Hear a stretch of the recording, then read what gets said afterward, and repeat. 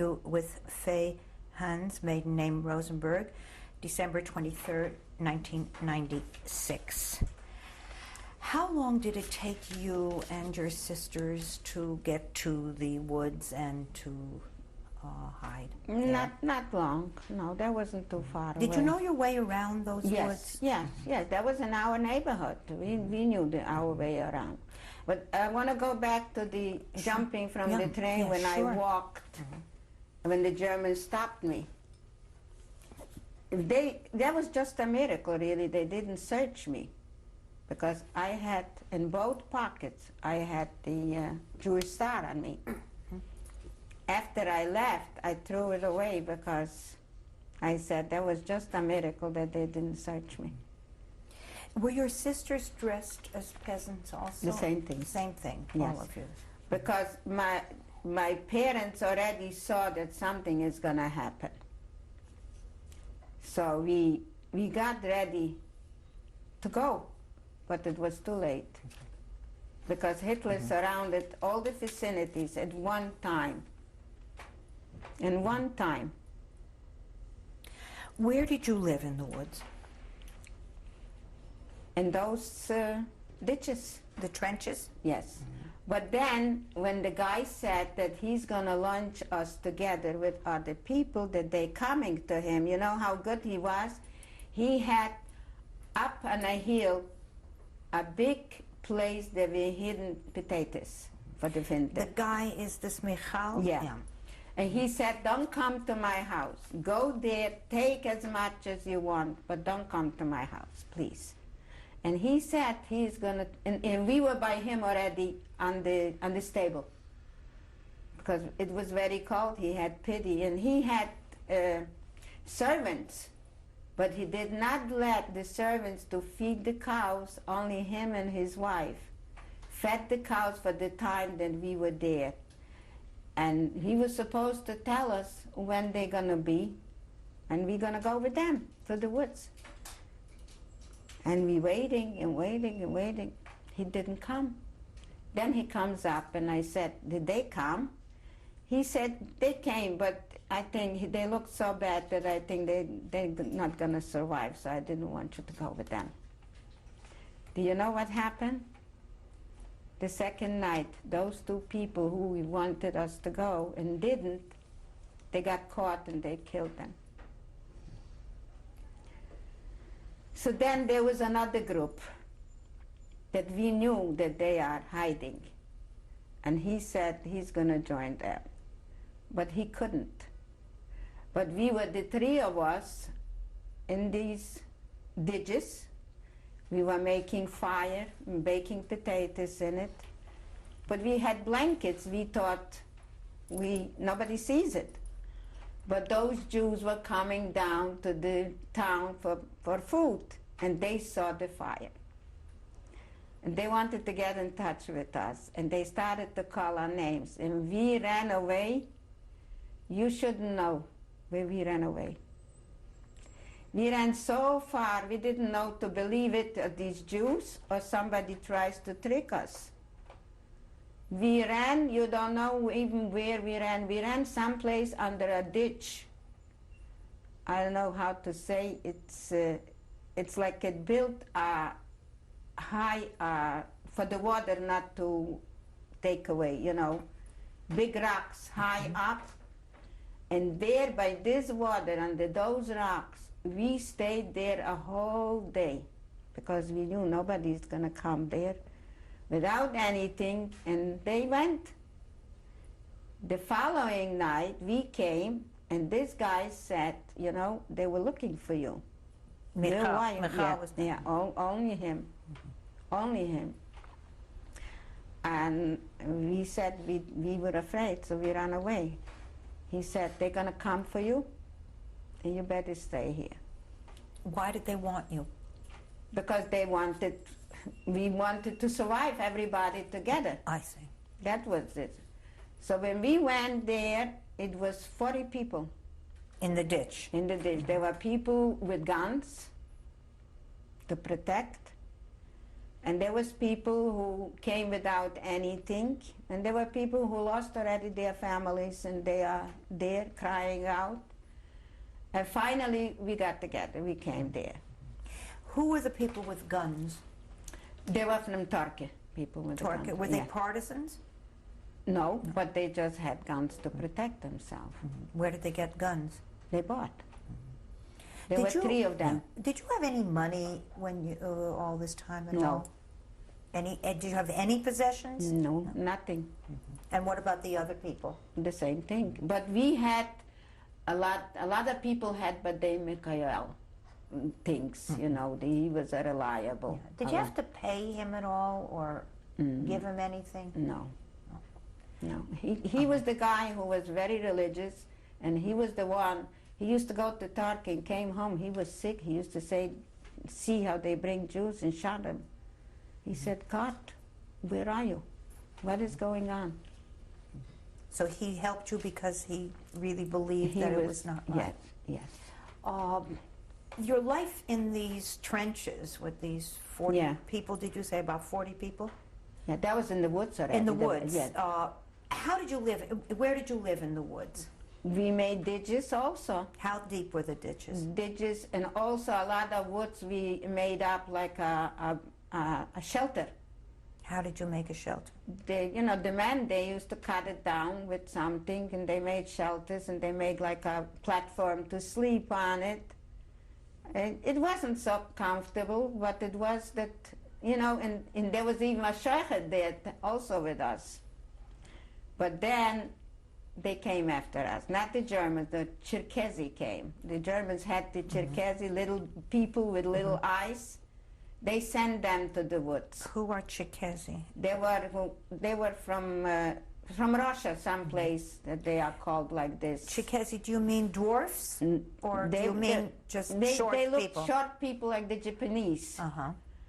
They sent them to the woods. Did they ever reach you? They Did they get you? They did, but we ran away. We ran away, so 12 people got killed at one time. To be part of this group with the people who were protecting you, some had guns, were you men and women? Yes. And were there children there? No. No. How did you have to do anything to be a part of that group? No, because everybody wanted to survive. Yeah. That was the whole thing. Did you have everybody have a specific job that they had to do in this No, group? just brought food and made food and prayed to God to survive. That was it. There was no. What happened if someone got sick? Nobody got sick. You never got sick? No. Nobody got sick. Did anybody get married there or live together No, there? no. Were children born No, there? no. Anybody die there? No, they were shot but not died. Nobody died of natural causes. And how much were you aware of the calendar, like Jewish holidays, like Yom Kippur or Pesach? didn't. Were you aware of the calendar? We didn't know. You did not know. No. Matter of fact, we got free on Yom Kippur and we didn't know it. It was Yom Kippur. And how did a day go? Where did you get, did you change clothes? Did you wash clothes? How did you keep clean?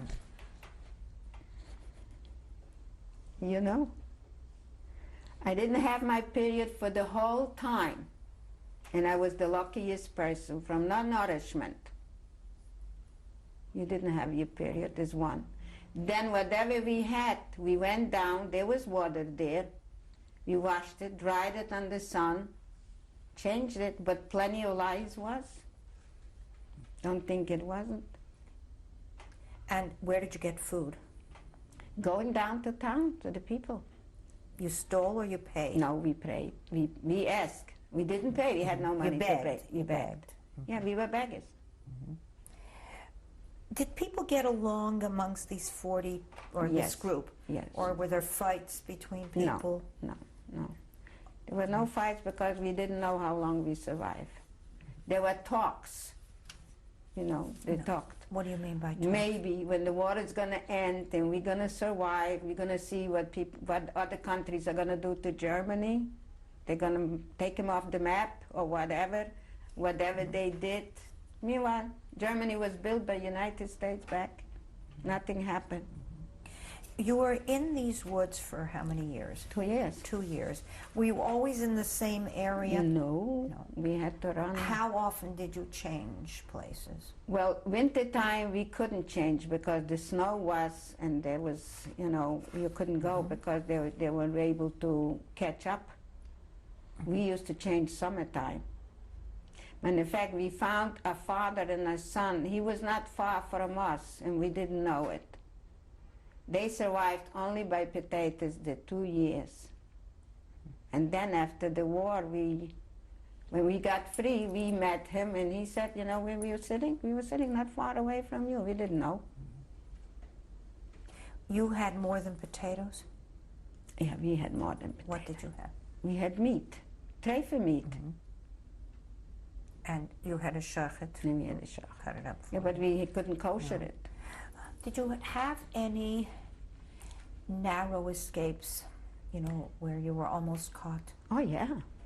And in fact, I know my you talked sister- about the shikezi, but My sister Elke, when they fell on us, we were running, everybody individual. We didn't know where we were running. when who fell on you? The police. Uh-huh. The police. Which police? There was, I don't know who they were, but they were coming up, and we heard it coming up. So she didn't have time to put on her shoes. She ran over the snow with barefoot. Her feet were bleeding. Horrible, horrible. But she went away, and she went into a Christian woman who made beds for her to cure her feet. And she cured her feet, but she's suffering till today. They were frozen feet, but we ran away. Anyway, we survived 13 people out of the 40 by miracle. Were you almost caught yourself? Yeah, well, we ran away, Yeah. sure. Was this the only time the police came for it? No, the police came. First of all, a couple of people got caught when they went in for food. They caught them. And we ran away twice. One time we ran away is just that somebody tipped us off that they know where we are. So we moved. We moved our fell, and further, much further up to a much more thick woods. And there we stayed. And when it quieted down, we came back to the same place because there it was built more like comfortable way to sleep and to make the fire that's not visible. But for the second time when they came, they already shot. In these places, did you have any pots, pans, dishes, anything to sleep Yes. on? Yes, Where did this stuff come from? from the people. From the people, but a lot of Which people? No, the Jewish They people. brought their own- Yes, Yeah. the Jewish people brought a lot. Did you have anything from your house? No, I didn't, because once we were out, the Christians took away everything. What did you do all day? What is it? What could you do during the day? Nothing. We didn't do nothing. We talked with heartbreaking, talking about the families, how they went and what's happening and what's going to be. And who knows if we're going to survive. Did you know what was going on in the world? We did know. From whom? A guy used to come up and tell us. And who was the guy? The guy was my brother-in-law's, Elke's husband, a friend. Matter of fact, they still send him packages. Was he Christian? Christian, yeah. You know how he used to come up to the woods? He used to cut down a tree, dragging the tree after him because, on the snow you make marks.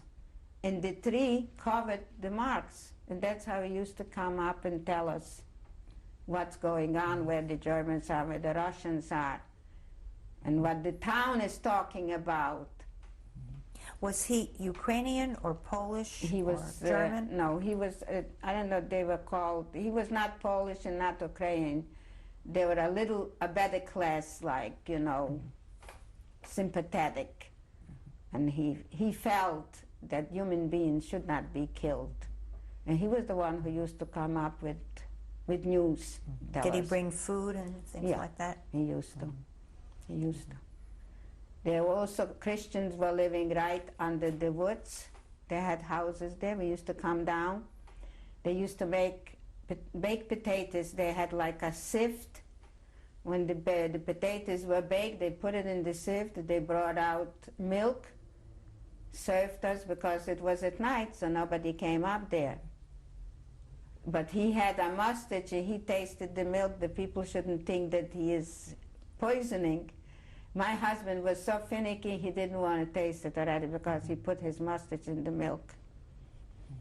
So, your husband was with you in this group? yeah, but we weren't married. He became my husband in 1945. We got married. Yeah. But he was single that time. But he told us, I wasn't there, but the people who was with him, they said, we all ate and he didn't because the guy put in the mustard to taste the milk and he didn't want to eat it. Were and you we in the weren't same? clean ourselves. Were you in the same ditch or trench with him? Yeah, everybody was together. Yeah, Yeah. everybody. Was there any kind of joking or laughing or any There was singing? People or were anything? singing, you know. They were singing songs, and then we were laughing, you know, and then crying. You know, it was not a normal situation at all. Was there any kind of games that people played? Did they have cards or anything of No. that sort? No. We were looking for a little sun to be free out of the ditches, you know, where we are. When the sun shone, we were over, you know, looking around a free world, a beautiful big world. We haven't got room where to be. That was the talk. What kept you going? I can't tell. Just as I said, we wanted to see what they're going to do to Germany. That's what kept you going? Yes. When were you, no, I want to ask something before that. Did you have any contact with any partisan groups? No, None at all? no. We knew they are someplace, but we never got in contact with them. And did you find that there were many non-Jews, many Christians who were helpful for you? Not too many, but there were some. There were some. I should say, because if they would have caught them, they would have been shot together with us. Other than this Mr. Michal? No, but he was an angel, not a man, an angel. You know what he used to do to us? He used to give us something very light to carry. And I don't know how to say, there is an opposite vegetable out of Nahit. It's called bobs. Mm-hmm. He used to give us a full sack of bobs, and he said, this is not hard to carry. This is keep you going. You're not going to be hungry because you're going to eat this and you drink water and you'll be able to survive. And from time to time, he gave us a baked bread. The bubs are like beans. Mm-hmm. You could eat it raw. Nice, like string beans. This is Like beblach? no, they have it here. I don't know how they call it here. It has like a black thing and here. Black-eyed peas. Yeah, it's you could eat it raw. This is Yeah. raw, and that's what he used to give us. Do you remember when you were liberated? The day we were liberated, no. I just remembered that it was on Yom Kippur, but we didn't know. We thought Yom Kippur is the following day. Who liberated you? The Russians? Do you remember how did they find you? How they find us? This Christian came to tell us that the Russians are here. So we came down to town. How were you received? How did they treat you? Some of them were shocked, and some of them had pity. But we went in, we prayed, and that was already after Yom Kippur, and we thought that Yom Kippur is the following day. So we prayed, and then we went to Turkey. How did you get to Turkey? Walked 7 Did you kilometers. go together, all of you? Or Not all of us, no. Some of them went to look for an apartment. Some of them still stayed in Yelnik because, like my brother-in-law, he had very good people who manufactured. The kid was 10 years old. She knew where he is, and she knew to bring him bread. That's how she was brought up, such a parents. So he stayed by them, and they were very happy to have him. My husband, he was still single, he went to town to look for an apartment, and so is my brother-in-law, who went to the city to look for an apartment. So we found an apartment where the Sheikh was living. The Sheikh did not survive. In Torka? Mm-hmm. We took this apartment in another family with us. They both not alive already, not her.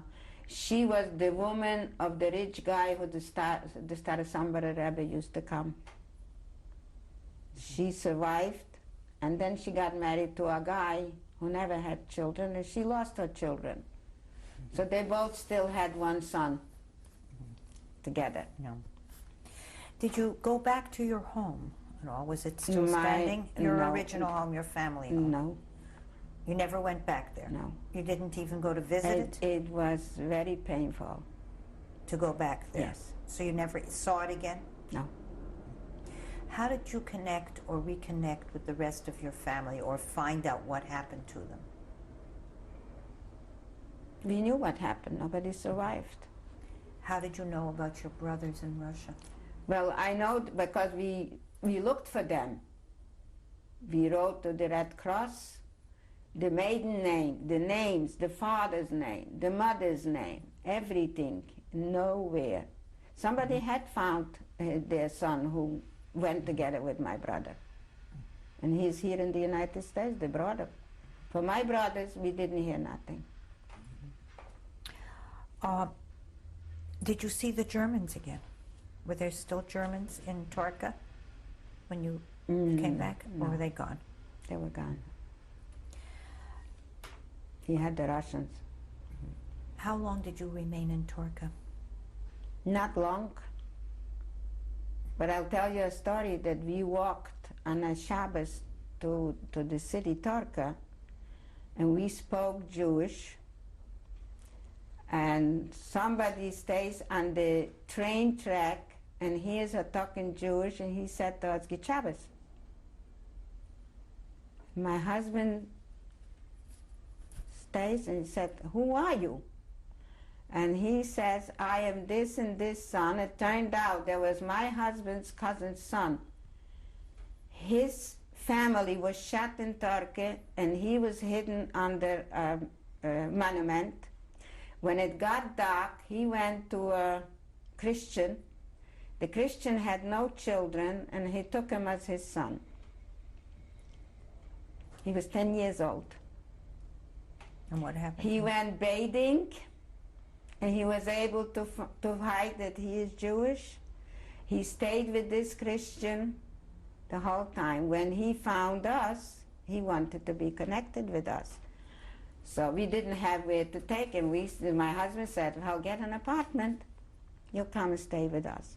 So when we got an apartment, we told him where we are, and he came one Saturday and ran back. He came another Saturday and ran back, and we saw that he's not going to stay. He doesn't know us. But there was a survivor from a neighbor, and he came on Friday, and we took him to this neighbor. When he saw her and her husband, then he stayed. But the Christian found out, and he said if he would have known that he is Jewish, he would have killed him. He was after him, so we had to run. Because of him? Yes, so we ran away with him to Sambar. To Sambar. How far did you say that was? Just Sambar? no. Sambar was a nice, by walking, about 3 hours walking. You were But- already married. No, I wasn't married. When did you get married? I got married in Gleiwitz. In Gleiwitz, not in Turka? No, I see. Gleiwitz is in. in Germany. In Germany. What was the decision to go to Germany? How was that made? because we wanted to go to Israel. But my husband had here a cousin, so he wrote him that he should come here, and from here he could always go to Israel, but he wants that he should come here, so he sent him the papers. How did you get from Turkey to Gleiwitz? How did you get across the borders? I really don't remember. I think by cars or there was no trains yet. Were you smuggled across the borders from Poland to Germany? No, this was already the UNRWA was taking over.